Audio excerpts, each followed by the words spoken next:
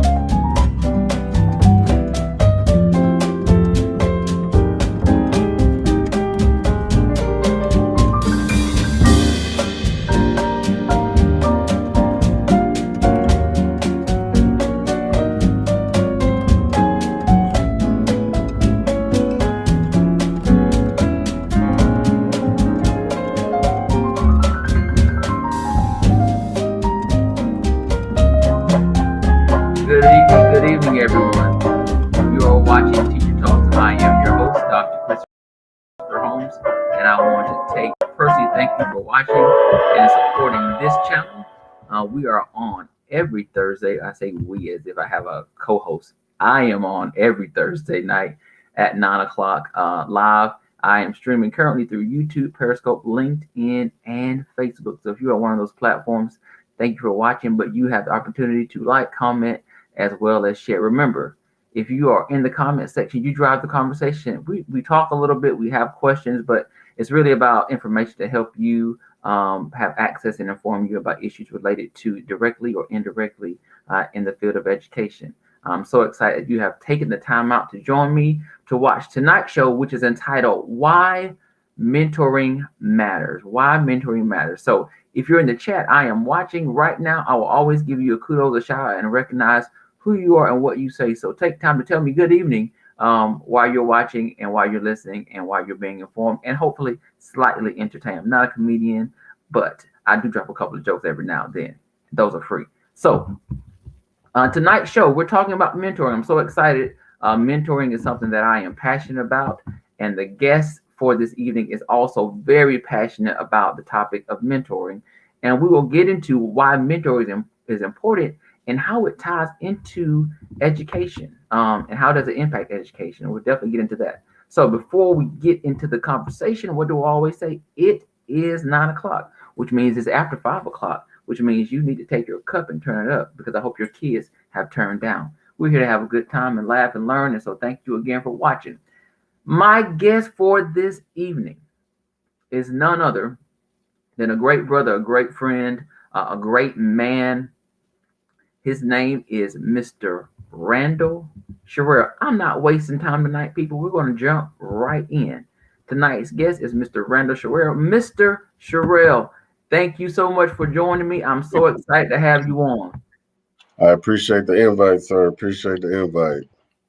So, guys, this is going to be a good conversation. So I have people already in here. They're saying good evening, Miss Brown. Thank you for watching. There she is, Shanika Brown. Shout out, good evening. Thanks for watching. We've got Miss Jackson in here. Thank you for watching. Good evening. Hello to you. If you're on Facebook, remember, if you drop a comment like Miss Davy, I see you. She says hello. We say hello to you. Miss Lewis, hello to you. Thank you for watching us on Facebook. Remember, you guys can like, you can share, and you as well already know you can comment. which is super, super important. Now, if you're on YouTube, this is what you need to do. There's a little button that says subscribe. I need you to click that button and subscribe to the channel. And then I need you to hit that bell, which means you're going to get notifications every time I go live. Especially if I go on other than a day on Thursday, if the spirit just hits me and I'm like, I want to go live on a Sunday night. And it's going to say, hey, Chris is on Sunday night. You need to tune in and watch. So that's what I want you to do. So Mr. Sherrell, oh, they're still, look, they're in here. Miss Holmes, thank you for watching. Brother Greer, I see you. Tashawn's on here, Brother Randall. I see my sis, Miss Bowen. I will give her a shout out for her business, but we're not here to do that. That's another day. We'll get her on here. Harvey, I see you. Thanks for watching. And I'll make sure I get to you, but like, share, comment, and subscribe. So Mr. Sherrell, you're on here for a particular reason. We're going to talk about the topic of mentoring. So before we get into that, will you please tell the viewers a little bit about yourself? Sure. And again, thank you for the opportunity and the platform. Again, my name is Randall Sherrell. I am a Nashville, Tennessee native, but I have lived from the bottom of New Orleans all the way to the top of New Hampshire. Always looking to make a difference in the community. Currently, I do consulting and also have different businesses throughout. But the reason why I'm here is the business that I have and the mentoring program that I have, known as the Achievement Institute. So I've been mentoring in various organizations, whether it be the 100 Black Men of South Metro, Kappa Alpha Psi Fraternity Incorporated with this Guide Right program. And that's where my passion stems, is helping our young men see that they have a future and they add value. Remember, we're starting light, y'all. Now this is gonna get heavy. I just want you to know what I'm dealing with here. I'm going to try to keep this light, but I promise you, this is gonna get heavy because this is what we do all the time. It's going to get heavy. All right. So we are talking about mentoring with Mr. Sherrell. Once again, you have an opportunity to get in the comments and drop us a line, whether it's a comment or a question, and we will get to it and we will get at it for you.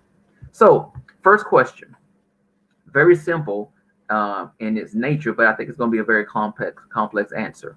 What is a mentor to you? That has layers. I told y'all already. He's already trying to take me there.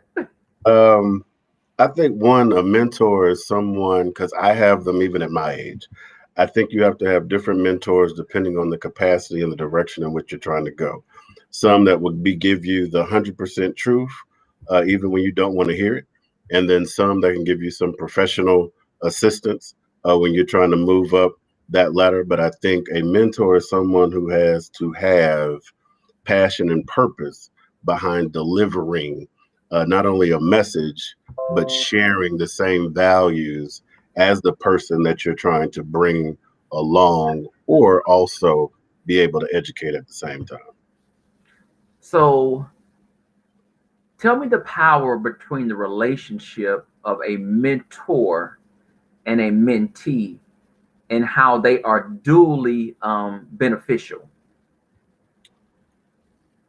Oh, wow. You going real deep, real quick. Why not?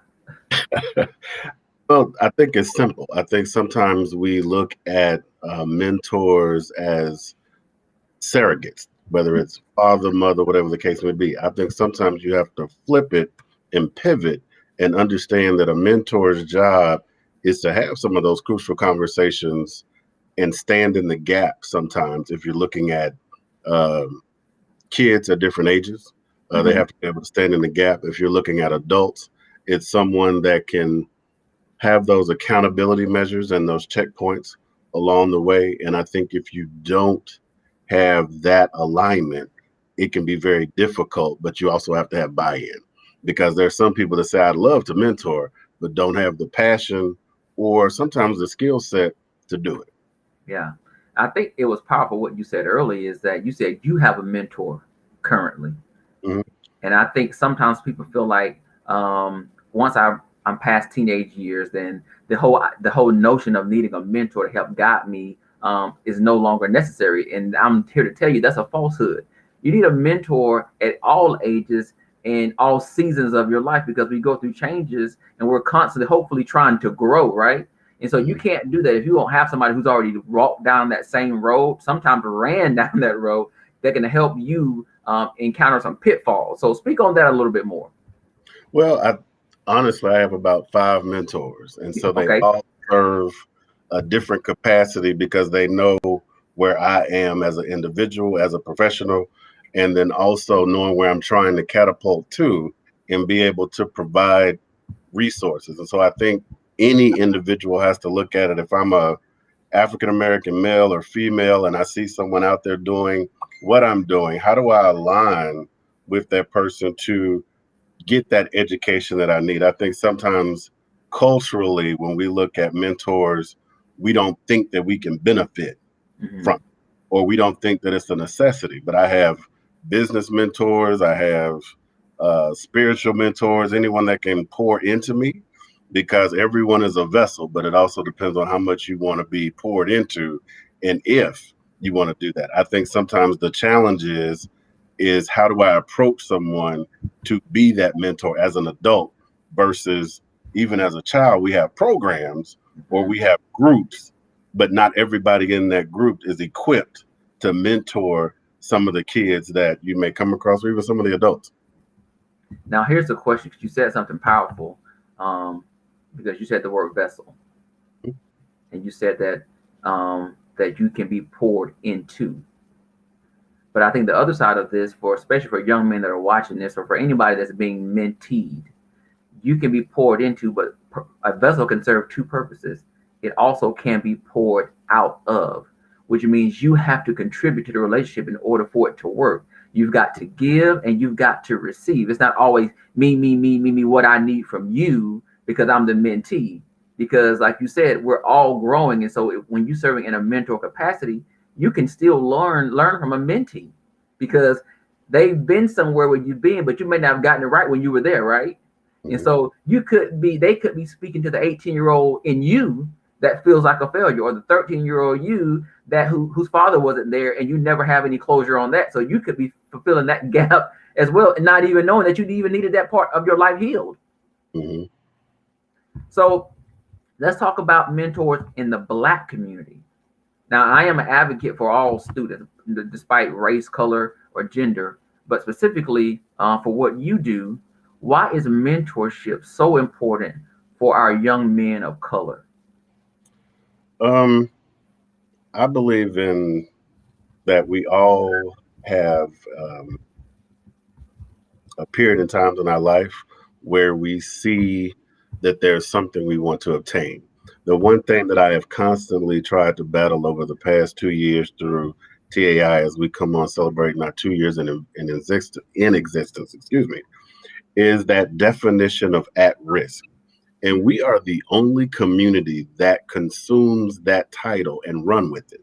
And part of that is an issue for me, because there's no other ethnic group or nationality that will consider their children or their Black men at risk. Now, granted, I understand from a political standpoint, from a police standpoint, we've had 106 Black men, probably more, because another young kid was shot today in California, that are results of an action.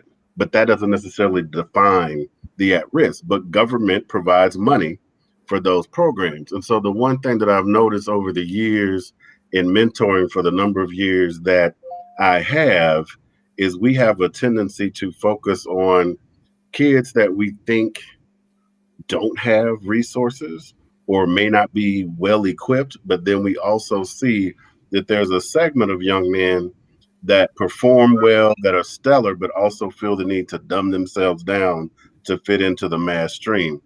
And I've worked with gangs early on, trying to get that elevated and moved on. And then I moved into a different realm of mentoring. And I always found that in our community, sometimes we don't understand what truly the role of a mentor can be. And it's not necessarily to be the parent, but it's also to guide and give life experiences. But we have to be comfortable doing so. And I think sometimes Um, we walk in silence and Hmm. hope that our community gets it, or we protest, but then there's no agenda behind what the result is. And I think as we have as many mentoring programs as we do across several organizations, it's what is the agenda that we're really trying to accomplish in moving our young men forward and understanding that we're not going to reach every last young man, but we also have to attempt to do so. And we have to get that community involvement because sometimes as a culture dealing with the number of black men that currently now are dealing with a lot of mental illness, various of the age, this is the time that we need to plug in and become partners. So you talked about a particular sector of kids. So let's just kind of recap. So typically, and we both have been mentoring for a while. You find a lot of kids in at-risk mentoring programs. Those kids that are living in hostile or violent areas. Those kids that aren't doing well in school. Those kids that may be first-generation college students, if they reach that point. But what you're saying is, why do we have to wait for our kids to be labeled at risk to provide support? Because those kids that are high performing are just as in need of mentoring than those kids that are failing. Mhm.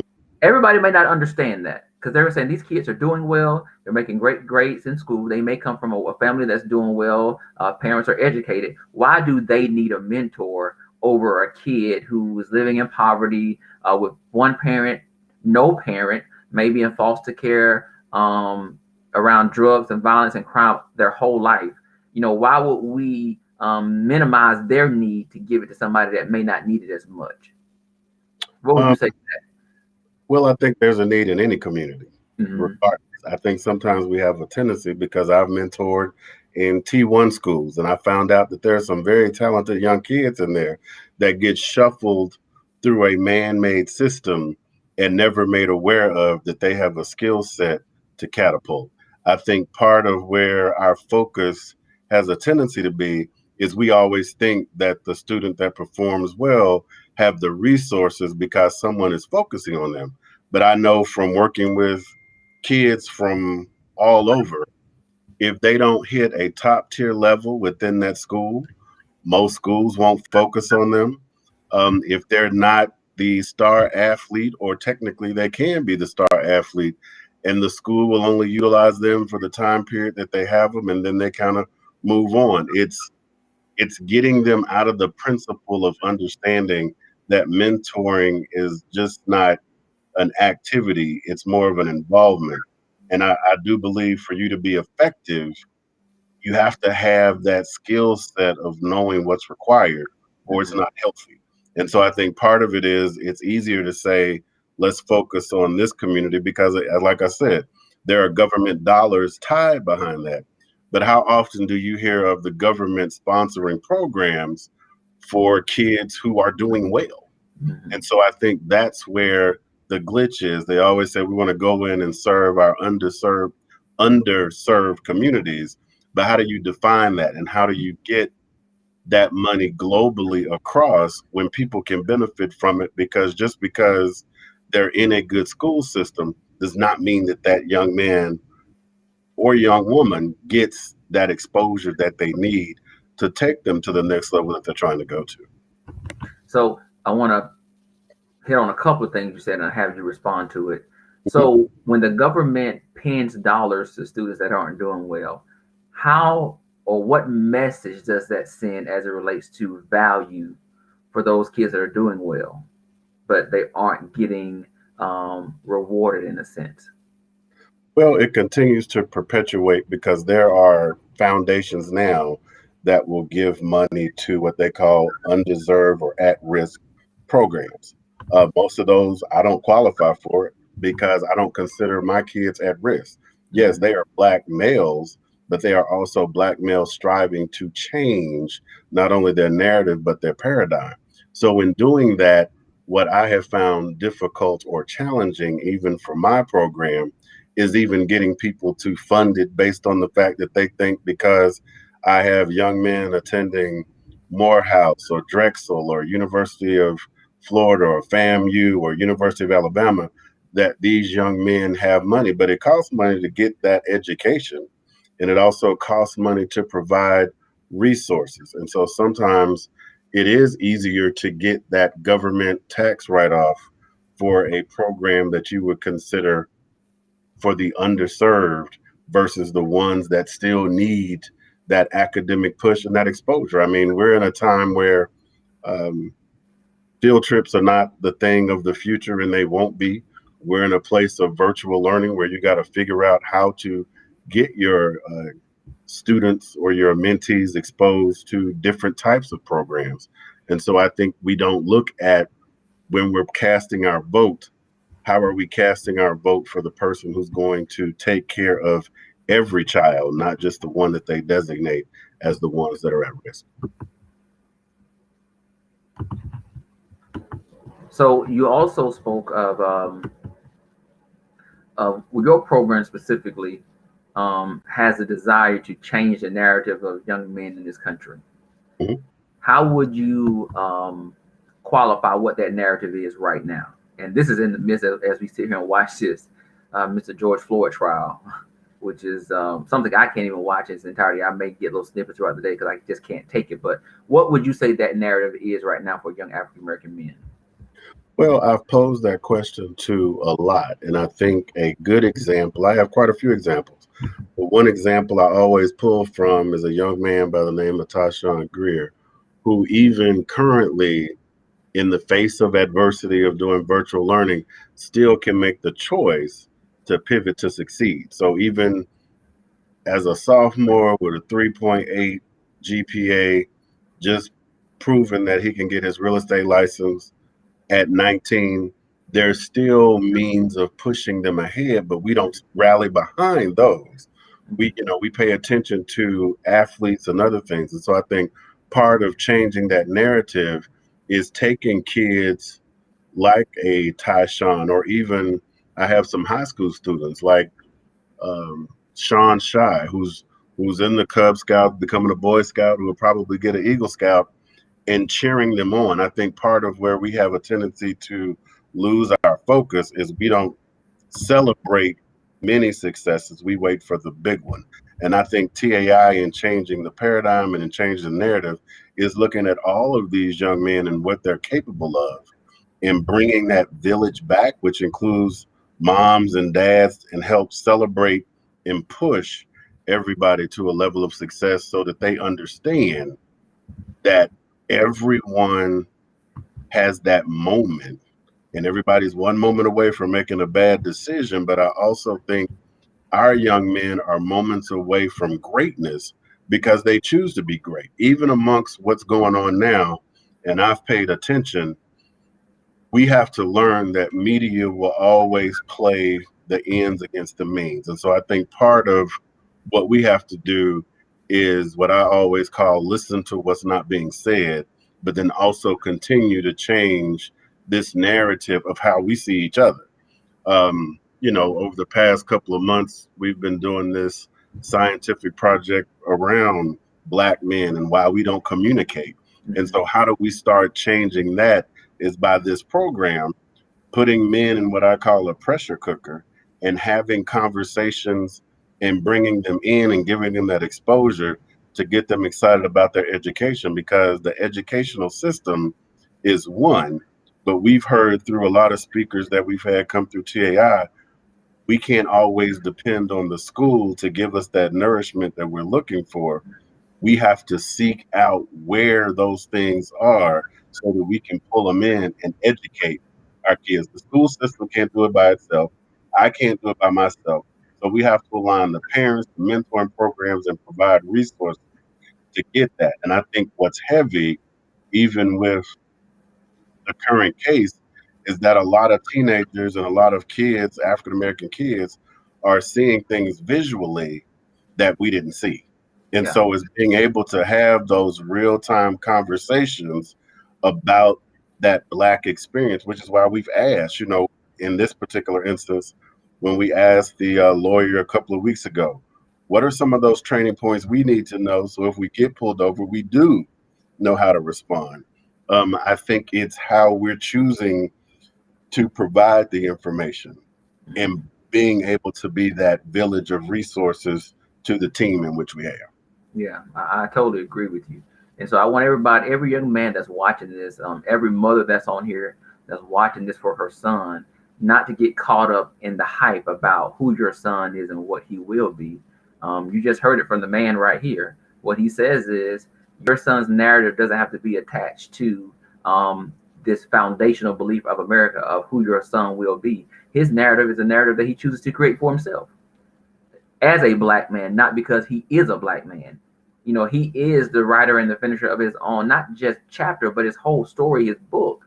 And so that is a narrative we try to create for young men in TAI by, as he said earlier, by exposing them. And if we can build up who these kids are as individuals, then imagine who we actually send back to the school, who's showing up in classroom, who's showing up to lead, who's showing up to have a voice, and who's showing up not being afraid of what they look like, but the power they possess in making a difference, not just in their school and the community, across the whole world. Now we talk to these kids all the time, Randall. When you can attest to this, just because you're 18 doesn't mean you're not a game changer. Mm-hmm. You can change the world at 12. It's all what's possessed inside of you innately and naturally that our job is to really pull it out and then put it on the front, on the forefront for the people to see. So let's kind of go back to these kids. So the kids in your program, TAI, are high performing kids, A/B students, high GPAs, college bound kids. But we have found there to be some issues with these kids. And so I think that leverages why the need is there. What have you seen in general with some of the kids that you serve in TAI that people may feel like don't really exist? I'll start with a comment that my mentor always tells me: what you're running from is what you end up running to.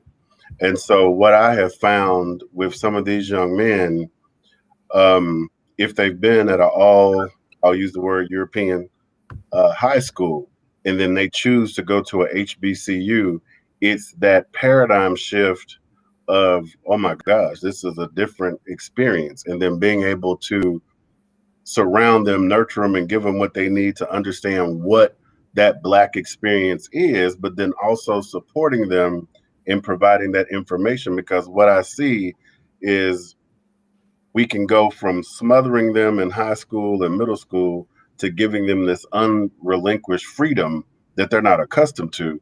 And then not only are they not accustomed to, then they are experiencing things that they didn't experience in high school, which then can impact them from a mental health standpoint. Because I have had some kids in the program that have had thoughts of suicide and other things just based on the dynamics of the environmental change, leaving home, coming here. And we're talking about students who can perform well in the classroom, but then the pressure of trying to perform well, be the athlete, be the star pupil all the time, and being present makes it difficult, I think, for some of the kids to transition. So what I've been trying to do is surround them with African American men from various walks of professional life and various forms of professions to provide their story so that they understand. Just because I'm 50 doesn't mean that I'm still not having challenges. And, even though I'm 83, I'm still facing challenges, and understand that every man's walk, even though we say can be different, we all have walked along those same paths. And so sometimes I've identified that once they leave middle school, there's that transition to high school that they're not prepared for, because now you have hormones, you got them turning into a young man, and then you got that 50-50 rule that I believe in, that, if they're coming from a single parent home, and I have some wonderful moms and parents that if I ask for anything, they'll support me. And so that's part of that elevation as well. But I think sometimes, as parents, even being a parent myself, sometimes we don't know the questions to ask, or we don't create that environment that we say we have an open door, but how open is our door really without any judgment or persecution to even our own children? And so I think what I've learned in this program is to give everyone a voice and then listen to what's not being said so that I can have a better impact on them when that time presents itself, because at the end of the day, um, everyone wants to be heard. But then in hearing, are we listening for the truth, and are we respecting them for the truth they bring? And that's where I personally try to make sure we stand in that gate so that they understand, we respect you, we practice. And I mention this book all the time by Jay Prince, The Art and Science of Respect, because I learned a lot from that book. So in that way, you have to respect the person and understand, even as a child. And a lot of the kids have even mentioned this sometimes, and I call them kids because I'm older, but a lot of the young men have mentioned that sometimes they don't feel like they're being heard, even by their parental units. And so what I want to be able to do is allow them that platform or that stage to respect their voice, and just understand that I'm willing to listen without judgment. And I can do that and provide feedback and keep it moving, because they'll tell you pretty much I shoot straight from the hip and I don't hide anything. And I think we have to be able to foster change our behavior and our thought processes, because if you grew up between the 70s and the 80s, you were more from that parental unit of, you're going to go to college and you're going to do these things. We were told that we had to go get an education so that we could go and get a job. What I'm trying to teach the young men is go to college, learn what you need to learn, but then also equip yourself so that you can create your own, so that people can start working for you versus you working for someone else. So let's, man, okay, now you're doing it. Now you're doing it now. I'm trying to pull back. So there are two things that you said that I want to put on the screen for everybody to see. Mhm. You said you can have an open door, but how open is that door without judgment or penalty? Mhm. We're talking to parents and we're talking to mentors. You say you have an open door, but how open is the door without judgment or penalty? And then the next thing you said was, how much truth are you willing to hear? You say you want the truth. Son, daughter, you can tell me anything. I'm here. I'm open. I'm ready to receive and accept you. But how open are you really? And how much truth is acceptable, or how much can you actually take? So I want you to talk to the parents, or talk to the mentors who are from a different culture or generational time, right? Who have a certain set of beliefs, values, about things that are acceptable, right? Moral, just, okay? How do you help people get out of their own way and from really impeding the growth of a child because of who you are and what you believe? How do you begin to break all of that stuff apart? I hate to keep going back to this one kid and this one family, but I believe it starts by creating conversations that no one is really ready to have. We always hear people say, "Oh, keep it 100." But at the end of the day, are you really ready for 100, or do you want it 50%? Because at the end of the day, once they open the box of truth, are you really ready for that truth that's coming in? So a perfect example, and I hope she doesn't mind because she's my sister, but Tyshawn, again, as well as some of the other students, I challenge them, every one of them, Tyshawn, Julian, all of them, to start creating conversations with the parents, their parents. Sit down and have that truth conversation, but I also kind of coach them through how to have that conversation to where, one, they know how to be vulnerable, and then also understand that the parent has to be ready to receive that and just listen. So wait a minute. Sometimes, Are you saying, did you say that sometimes the child should feel comfortable to have the uncomfortable conversation with their parent? Is that what you're saying? Are you suggesting that the child bring up the conversation? I am. I'll be Snickers bar. Continue, brother. Go ahead. Continue. Continue. I'm listening. Well, here's the reason why I say that is because sometimes people say, well, I want to give constructive feedback or this is criticism. I just say you're providing a different alternative or idea Okay. because sometimes people will go into a conversation already with a list of what they think they're going to hear, but we never respect them, regardless of the age, to just let them have their say and actively listen because everybody knows the longer you let somebody talk, the truth will finally come out. And sometimes it's kind of like digging a ditch Yeah. that you have to allow them to take that time to dig because sometimes, and I'll be honest, I mean, you can test to this that when you've taken some of the kids on the trip, let's just take Sean Shy. He would sit back, wouldn't say a whole lot. But then once he got comfortable, it was like, we ain't even, where'd that come from? It was Yeah. the whole aspect of understanding everybody has a voice, but we always want to teach them the parent is always right, but we got to respect the kid to understand Yeah. that they also have a voice. They have to be respectful in that voice, but allow them the opportunity. Now, there's just sometimes it's just outright, okay, I'm right, or the Yeah. parental unit is correct.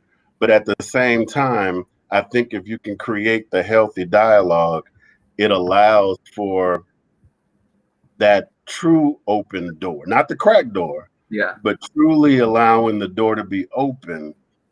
And I mean, when I say open, I mean off the hinges, Yeah. where people can sit down, have that conversation. Because I know some kids are apprehensive in telling their parents, oh, I didn't do well in school, or I'm not doing well in school, or I need help. But I think with all the resources that are available, we just have to be able to sometimes sit quietly and listen. So, in that way, that communication struggle that sometimes we create by always saying, do what I say and Yeah. don't ask any questions, it works in some areas, but in some areas it don't. I mean, the older they get, the more they want to have some say so Yeah. in decisions. And the one thing that I would say that I've learned, especially in the past couple of years, that and I'm sure you've heard it too, that we are very good at saying, well, when you 18, you got to get up, you got to go out, you got to do your thing, you grown.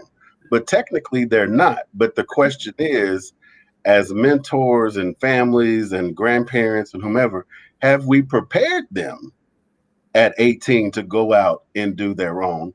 Or do we set them up for success by saying, you know what, go to college, do what you have to do. We will help you learn how to save money because when you leave this house at 23, we want you to have money to go and start your business, purchase a couple of homes, not just one, but be able to show them the true model. But the Mm. only way you can do that is by having some of those conversations our parents didn't have with us out of fear. So what we have to do is kind of tear up that old book of saying this is how we've always done it and recognize with technology now that we didn't have, kids can learn something a whole lot quicker than we can. And are they getting the truth Mhm. of what you want them to hear versus coming from you and your life experiences? Because I think, some of us wait till 18 to have a crucial conversation, but at that point, we've missed that opportunity. Yeah. I think a lot of times I have a whole lot to say that I can't say at all because we don't have the time. But a lot of times now, I think kids aren't coming to parents for the answer. They're coming to you for a conversation because they already know the answer to the thing they've been searching for. They Googled it or a friend told it to them. So they already know the answer. Now they want to help understand why this thing exists the way it does. Why am I having this feeling? Why am I having these urges? Help me understand why this person is treating me this way, or that I'm kind of confused about where my life is going. I don't know. And I think about myself. My mom was super, super open. The door was open. But I think when I was growing up, there were conversations that you just didn't have with parents that's out of respect, right? Some things you just couldn't talk to your parent about because it was disrespectful to bring that up in a household, whether it be because you're a Christian or just very strict environment. But she would always say, "Hey, Chris, you know, are you having sex?" Mom, I don't want to talk to you about sex. I just don't. You keep bringing it up. I hear you. I know when I'm ready to have a conversation. If I want to have it with you, I can. I just don't want to talk to you about sexual intercourse, Mama. I don't. Mama, to this day, I don't want to talk to you about sexual intercourse. I'm not interested. Okay, but these kids, they'll have the conversation with their parents. But are we comfortable enough to have that talk with our child? We say we're open, but are you really open? The other thing is this, parents, you got to really think about this as you're raising these kids. And you spoke about, are your kids ready to go out at 18 and do their own thing and be successful? In this generation, I would say no. We're raising different types of kids. Why? Because we raised them differently than we were raised. We want to set them up for success in a different way. Many of us didn't go to college, so it was 18, you graduate, get a high school diploma. Hey, you're ready. You can make it. Now, well, you said something that another one of my mentors have said before, is that we as a village sometimes will raise our daughters and coddle our sons. Yeah. And so I think part of where we have to change that is when I go to look at college fairs, and I've been in them, I see more females in that college fair than I see male students, because they're waiting for somebody to tell them what to do versus being proactive in doing it. And then I'm gonna go back to your other question. I think I've had several conversations over the years with young men about sexual choices, sex in general, and I always go to the abstinence piece, but knowing at this point, whatever you want to create or do, it's all in a phone. And so what our kids are being raised by that we didn't have is we use this as a babysitter. We use this as a pacifier versus this.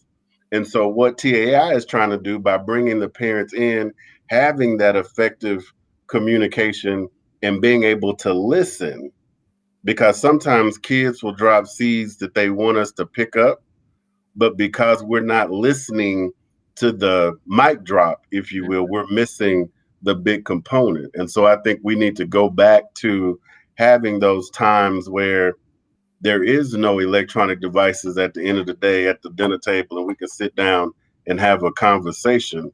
But then being able to, what does it mean to really have that authentic conversation? Because I'll challenge any kid. Well, I don't feel comfortable talking to my parents. Okay, well, let's walk through that. And then knowing that at the end of this, I'm going to bring that parent in and say, hey, let's have that conversation so that we can now open the doors. Because a lot of parents will call me, hey, talk to my son about this. He acting up. But I say, well, is he acting up, or is that 50% of the person you don't like showing up in him right now because he turning into the man that you don't want him to be? And I think sometimes moms are very good to say, oh, that's my baby. Oh, that's my baby. But your baby is 16 and he smells different, which is why you need to have mentors around him to teach him how to navigate. And I think mentors can come in different levels, whether they're teachers, whether there's coaches, or whatever the case may be. Anybody can pour into it or into your children. But I also think you have to make sure it's the right person pouring in, because every mentor isn't equipped to be a mentor. And you got to love it. You got to love working with kids. And you also have to be protective and understand that parents protect their kids because they recognize, I don't know him. I mean, just like most of the parents, like, okay, I know Mr. Randall, he cool. But who are these other folks in your program that we don't know? And let's introduce them to the masses. And then they'll ask, well, do they have kids? Because they want to make sure, if you don't have kids, how do you align to be able to mentor a kid? But then what I try to tell them, hey, at the end of the day, let's just sit down and talk. I see somebody say, mom having sex. I don't even want to talk about how my mom introduced me to it at the 6th grade by putting something on the table that I wasn't ready to see. But that was her introduction. Well, so let's give some credit to the comments, because the comments are coming in. Ms. Shah says, I would want to hear the truth. The truth may hurt or help an individual, and I believe the truth would foster growth. Constructive criticism always helps. Ms. Bowen comments, she says, as a parent, I'm still learning. Parents aren't perfect people, and we try to have an effective communication, not just talk, but listen as well. That means parents shut that trap. Don't just close the left side and talk about the right side. Shut the whole thing and listen to what they're saying. Now, in response to my comment about my dear mother, she says, you got 2 babies. I know you're having sex. I wasn't gonna open that door, but we know what's going on. And then my delightful sister says, Mom, I'm having sex. I just want you to know I'm having sex. And then she comes back and says that our mother coddles me. For real, for real. It's just jealousy. Hate is real, people. I just want you to know. Hate is real. But let me say this. There is a difference. And this is for all the adults, whether you're in schools or you're at home. There is a difference in preparing a child to exist and preparing a child to exceed. And I would say what you do, TAI, by giving kids power in their voice and in their identity, you are preparing them to succeed in their own existence. If we had to put that all together. Now, would you agree with that? No, I would. I think it's one of the things that I enjoy most is when they come by, even unsolicited, and sit down and can have a real conversation and say, hey, this is what I'm dealing with today. You got some time so that we can sit down and talk, and we walk through that. But I always say, what does your parents feel? How do they feel about you making this move? And sit down and talk to them so that everybody's included. Because I think sometimes what happens that we didn't touch in mentorship is that we sometimes as mentors don't respect the parental unit. And sometimes, if we bring everybody together, we're showing that we respect the father. Because sometimes I know as a dad, the mom's like, oh, my baby need a mentor because he's not, and the dad like, well, I'm sitting right here. I need a mentor for me, sitting right here. So what are you saying about me as a dad? But at the end of the day, what I try to do is bring the father in, which in TAI, the meetings are open to the family. So the father is welcome, the mom is welcome, so they can get the education. Because what I'm trying to do is change the narrative of the family unit to where we are going back, having those basic conversations, because we're all experiencing the same thing. What we have a tendency to do because of this device again is we go into our room and we slide to the right, slide to the left, and that's our entertainment. But how often do we put that down and say, what do you think about this? Because now with where we are, and based on everything that you've heard from a mentoring perspective, even on the calls, our kids and our young men are faced with a lot. Because everything is real time. It's not a delay when you see it on the news. So they can see another black kid get shot. They can see a black man die. And the questions that we've heard is, why? What are we doing about it as a community? Okay, you're mentoring these young men, but how do you keep them safe? How do they know when they leave one place and go to another that they're safe? And one thing that I think that we've recognized is now with the pandemic, school was the escape for some of them based on what was going on at home. And so now that they're in that house all day, they don't have that escape to get out, to be social, to do other things. So now we're dealing with a different type of kid or a young man because their social skills, they're not equipped. And then from an educational standpoint, are they equipped to go back into a classroom where technically and physically they're having to readapt to the old way of learning, but a new way of teaching. And so we have to pivot quickly. So I think we always have to be open and have the dialogue nobody's really wanting to have. And let me say this, this platform, this is an educational type series, but we talk about things that relate directly and indirectly to education, mentoring being one of those things. And I think you touched on a really valid point when you talked about what's going on in the world, and we're able to tackle those issues with no delay. When we talk about education, and we throw around words like real world relevant experiences, right? But you have to quantify that or qualify that and to say, well, in which world will we present it from? because the world that the teacher may have come from may not be the world that needs to be addressed with certain children. And so our students, depending on the school they go to, whether it be all black or all white, are still dealing with a culture from the educator standpoint. For instance, you can have a black teacher that works in a Title I school, but if she's a middle class, upper class black teacher, or he, it doesn't matter. They're coming from a middle class, upper class mindset, and they're teaching from that vantage point to this lower class child who has none of the experiences that they live on a daily basis. So that instruction doesn't connect to me as a learner because I've never been there, don't even know what you're talking about when you pull forward these examples. So I'm like, I'm going home like I don't understand what I just learned and why it's important to me, because there was a total disconnect. In TAI, what you do, you tackle issues head on. I mean, tough conversations that these kids will never deal with in a school because they're controversial and people don't know how to address them. And so I think that's the power of a mentor. And the other thing you said is this, is that you want to address the family unit. There is no significance in having a conversation with me as your parent, as your mentor, but you can't go back and have the same conversation with your parent. Because then what happens is the line is still broken, So now the line, instead of it being more lateral or vertical, it's more horizontal between me and you, or you and I, and then you and your parent, which we want to keep this thing where there's this interconnectedness between the family, the mentor, and the mentee. And I think that's how this program is specifically different, because we don't leave out the parental unit, whether it be a mom and dad, stepmom, foster mom, adopt, it doesn't matter. Whoever that guardian is that's rearing this child, we want you to be a part of the process, because it's just like a teacher. When I teach them at home, when I teach them at school, when they go home, you got to finish up the job for me. Because if they come back with the same stuff I gave them when they left me, that's no good. You take what I give them and you build upon it. And so I think it's a beautiful program that does things like that.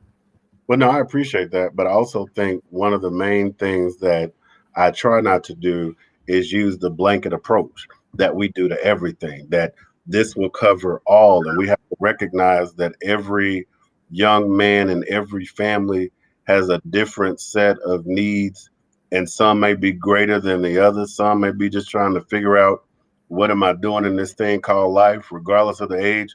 Some of them may be thinking, well, I don't know what to do. I'm still trying to figure me out, and I'm 19 or I'm 20. And so I think part of what we have to get away from as a community is always going at things in the same manner of the blanket, or always because we've done it this way. This way hasn't worked for several years, or we would not be having the same outcomes that we're having. So when do we go back and reset, which is what we do every month after a TAI meeting? We're like, what are lessons learned and how do we go back and reset? Because at the end of the day, we got to make sure they're prepared for what tomorrow may bring, or that next moment. Now, I think that's another another great point that you brought up, is this this need to reset. And I know a lot of times people say, I just want to move forward. I just want to move forward. But what are you moving forward with? Have you reflected on how you unpacked and dealt with some of the issues in your life, and decided on what you're going to take forward with you? Or are you just going to take it all? Because we don't reset, we don't reflect, we don't go back and unpack some of the most difficult things in life. We just want to forget it. But you can say this, it doesn't matter how far you travel, how long you travel. If you don't unpack some of this stuff, it's going to manifest itself again in some way. And so it would behoove you and be in your best interest to deal with it. And so TAI, I think, is a great program that helps kids to unpack bag pieces of luggage and leave those pieces that won't make the next trip. Just leave that on the floor. Don't even pick it up. Just leave it and then move forward. But know what you left behind. So when you see it again in your later life, you're not interested in it. So how would you challenge other programs to step outside of the box, and maybe consider who they feel like are the neediest students across this country that need mentoring? I think once, or a couple of things. There are a lot of great programs out there, but we all use the same stencil for some things. I think the one thing we have to do is know that mentoring in 1980 and 1990 is not the same as it is now. You have to be able to reach young men and young women differently in different platforms and different ways, and always be willing to change the model. I think the one thing that is different now than in times past is communication. There are Yeah, various ways we can communicate with young people that we didn't have, whether it's through Instagram or various social media platforms, text messages, group meets, you name it. There's always a way to keep in contact. But I think the one thing we do is we kind of have that one stop shop and we done. We come in, we talk, we meet, we have a conversation, but we don't do any follow up to see how they're doing. What's the sound check? Because as adults, we think we're too busy and we're only committing to this one time and this one moment. So I would challenge people to really look at your program, and if you feel it's working, what are you going to do to enhance it? What are you going to do to make it better? I'm always trying to figure out how to make TAI better, but then I also understand I'm very selective in the young men that I choose, because I want people to be in the program for when they get to college, that $1,000 scholarship that we give. I want their parents to want to be an active participant in the program and not just say my kid is here, because I think a lot of times we take kids in programs to say we have these number of kids in our program, but have we really connected with every last one of them? And if we don't make the connection, then what's the purpose? I got two last questions I just have to ask, Mhm, and then we're going to wrap up. But when I listen to you talk, these things just come to my mind.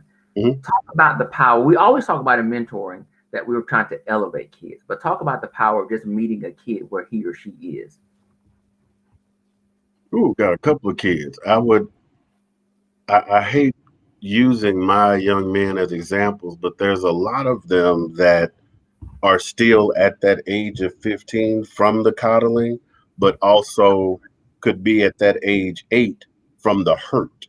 And so, what I try to do is have that honest conversation early to say, okay, this is a safe space. Let's just have that raw conversation. And in meeting them, you will find out where most of these young men are in their journey. I know some 23-year-olds that are 23 cognitively and development, but then I also know some 16-year-olds that are still that 8-year-old, and I'm trying to figure out what happened at 8 that has impacted your life so that I can help you maneuver through that to elevate you to a point that you feel that pride that I am that king that I'm supposed to be. Because heavy is the head that wears the crown, we always say, but are we helping them strengthen their neck? We always say, pull them up by their bootstraps, but wonder if we never gave them any boots. So at the end of the day, we have to be willing to say, where are you, or listen to figure out where they are, because it'll reveal themselves or itself in conversation, in their actions, what they do, and who they hang around. And then based on that, I find ways to ask them questions about what interests them, and that'll kind of let me know where their mindset is. Because even with my own son, if we talk about Transformers, he can talk about that all day. But then I also know from a historical point, he loves history, but I can take him somewhere and he can remember everything. So we have to be able to foster their interest to meet them where they are. And then based on that interest, we can then move them to a place of excellence, which is where we're trying to go, because that's why we call it the Achievement Institute, where excellence is mastered. And so I want to make sure that we teach them how to master it. So in that way, when they become a board member or sitting at the table with us, they then know how to have that true, authentic conversation with no edit. And I think as a community, what we have to learn is, yeah, there's a place and time for everything. But if we're in the safety of our home or group or people that we know, we shouldn't have to feel the need to edit our conversation. Conversation is different than your testimony. But again, I think what the young men appreciate about me is that I give it to them straightforward. There's no filter. I also understand how to communicate at the different levels based on where they are. And so I think sometimes you just have to understand what interests the kid and take it there. And I mean, I've had kids have some crying moments. I've had some kids have some excited moments. And then I've had some kids that's like, hey, this program is too much for me. My mama want me to do this, but I don't want to do it because y'all different. I didn't think this is what it was going to be. And so I'm okay with that. This program isn't for everybody, just like anything else. And so I just think that with the parent help, with the mentors help, and we meet in the middle, we're able to really figure out where the young man is. Last question. Mhm. Talk to the parents specifically and the students about why a program like TAI is not just a put on an application, but it's really about the application of what we provide and what we give to these kids. Okay. You asked double whammy in that one. I think TAI as a program provides what I call educational experiences to get the young man excited through exposure about their education. And so one thing I think that we have to be able to do is recognize that programs, whether it's TAI or any other mentoring program, we still have rules and guidelines that we want to set forth. And some of us don't turn kids away. Some of us will take kids in. Some parents will put their kids in programs for the scholarship opportunity, but not the opportunity. And so with that, I think it's imperative that even with what we do, that there is a parent that's just as invested as the kid, because if they're not, it doesn't matter. And I think sometimes I have to define what that investment looks like. So in that way, the parent understands, because I've had parents to drop off from TAI. I don't get upset, but at the end of the day, hey, this program isn't for everybody. This isn't a babysitting service where you drop your kid off and then you come back hours later, because I'm expecting daddy to stay. I'm expecting daddy to unpack some stuff as we're learning or learn to learn. I think that's the biggest thing that TAI is doing, is providing men in different communities the opportunity to tell their story, invest back in young men that look like them, and then also provide them an opportunity to have a voice. And so sometimes the program is bigger than the expectation, but then we have to ask the parents, what do they expect? Oh man, I'm putting this in the chat. You said something. When you said it, this is what I heard. And so I have to put this because people will watch this days later. I always get comments like days, weeks later that watch the episodes. So you said in a summary, there is a difference in seeking for and reaping from an opportunity. That'll preach, brother. That'll preach. That will preach. Seeking for versus reaping from an opportunity. And TAI is a priceless opportunity for young men to be involved in, of all of those that are interested. So we're going to wrap up. What I want you to do, if you got somebody that's watching or listening and they say, hey, I'm really interested in helping out TAI, how can they help? One, they can go to our website, look at the link, become a sponsor, become a donor, become part of the village. Let us know what services you have and how you can come in and provide those, whether it's education, whether it's internships, whatever the case may be, providing that youth the opportunity to create the seat at the table and not just be in the room. Awesome. And if you want the link to the website, I have put it in the description. If you're on YouTube, Facebook, Periscope, LinkedIn, it's there for you. It is the Achievement INSTI.org. Okay. So look at the description. It's there. You can also get contact information for Mr. Sherrell as well. Thank you so much, brother, for being here. I think this has been a great episode. I know that people that have watched this have learned a lot. People, give me thumbs up, clap your hands, give me something. Let me know that you enjoyed this. I didn't charge you for this. This was free. So if you thought this was a great interview, you learned something new, it was thought-provoking, you laughed a little bit, I need you to give me a thumbs up. And if you are on YouTube and you have not clicked that subscribe button, let me tell you, I'm going to find out who you are. I'm coming to your house. I'm going to get you. And I'm not doing a Bible bow either. I'm bringing something else. I'm bringing that heat. All right. So you need to subscribe. Once again, Mr. Randall Sherrell with the Achievement Institute, thank you so much for joining here on Teacher Talks. We're here every Thursday, 9 o'clock. We'd love for you to be here, joining the conversation, and drive what we talk about. C. Hood says, great job. Thank you. We appreciate you, man. We appreciate you. We appreciate it. Look at this. Come on, hand clap. I see you. All right. That's what I'm talking about. Those my mamas. I love them. Shanika, Yeah. Eleanor, love them to death. Y'all part of my dream team. Even Courtney out there, one of our mentors, he's out here supporting us from. Appreciate that. I see some thumbs up. Ms. Lewis, thank you so much for watching, guys. This has been an opportunity, but more so, it has been truly a pleasure. As I always say, be blessed and stay safe. Chris Holmes signing off. Thanks again.